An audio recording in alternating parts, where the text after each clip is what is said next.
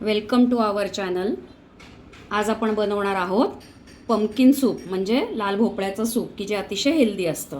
मध्ये आपण पंपकिन म्हणजे लाल भोपळा साधारण पाव किलो घेतला आहे. 2 गाजर घेतलेले आहेत, स्वच्छ धुवून याच्या खालचा आपण साल काढून घेतलेला आहे. एक कांदा घेतला आहे आणि एक लसूण. हे सर्व आपण रोस्ट करून घेणार आहोत आणि नंतर मग शिजवणार आहोत.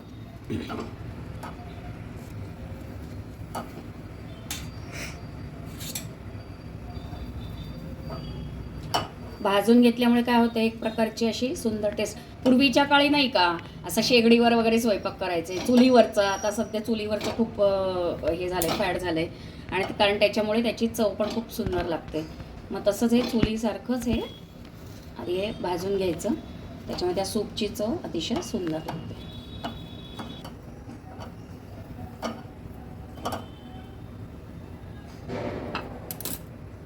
अशा प्रकारे आता इथे आपण एक गाजर, एक पंपकिनचा एक तुकडा, कांदा आणि लसूण असं सर्व भाजून घेतोय.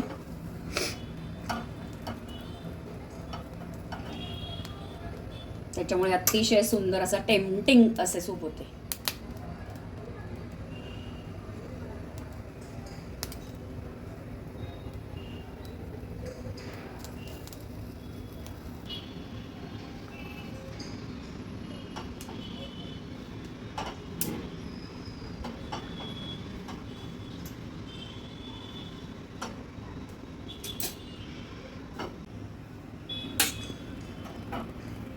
हे गॅसवर जे भाजून घेतलेलं आहे सुंदरपैकी, मला तर ते ह्याचीच आठवण झाली, बार्बेक्यूची.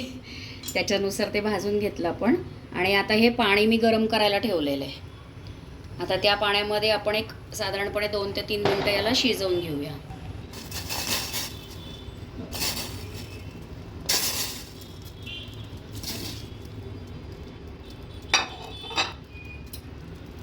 आणि हे पाणी फेकून नाही द्यायचं, हेच पाणी पुढे सूपसाठी आपल्याला उपयोगाला येतं.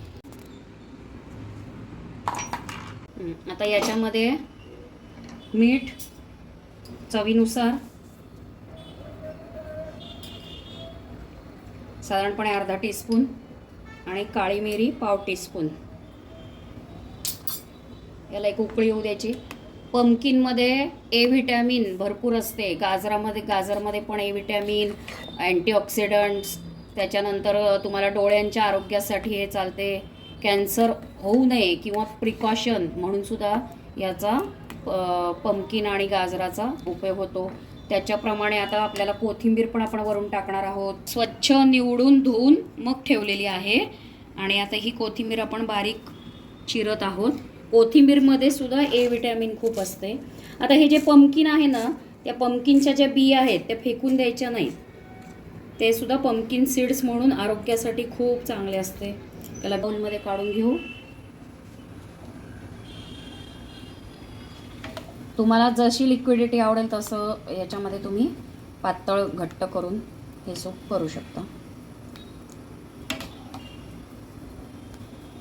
गार्निशिंगसाठी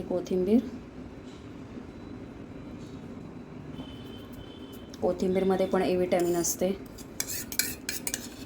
आणि हे फुल क्रीम